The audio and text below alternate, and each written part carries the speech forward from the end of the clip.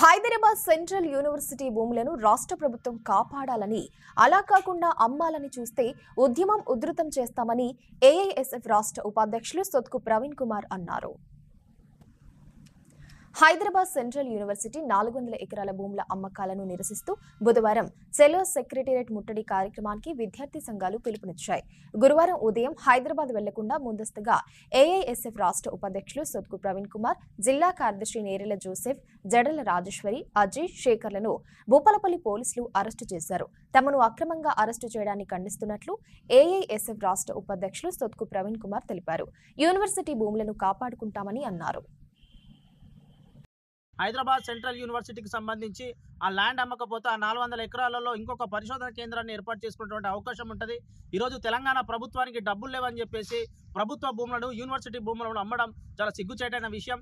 మరి రేవంత్ రెడ్డి గారు ఈ నిర్ణయాన్ని వెనక్కి తీసుకోవాలని చెప్పేసి అఖిల భారత విద్యార్థి సమైక్య, ఏఐఎస్ఎఫ్, వామపక్ష విద్యార్థి సంఘాల ఆధ్వర్యంలో ఈరోజు చెలో సెక్రటరేట్ ముట్టడి కార్యక్రమానికి పిలుపునిస్తే దాంట్లో భాగంగా ఈరోజు ఉదయం 5 గంటలకు భూపాలపల్లి జయశంకర్ జిల్లా ఏఐఎస్ఎఫ్ నాయకులందరినీ కూడా 4 గంటల నుంచి 6 గంటల ప్రాంతంలో అందరినీ అరెస్టు చేయడం జరిగింది.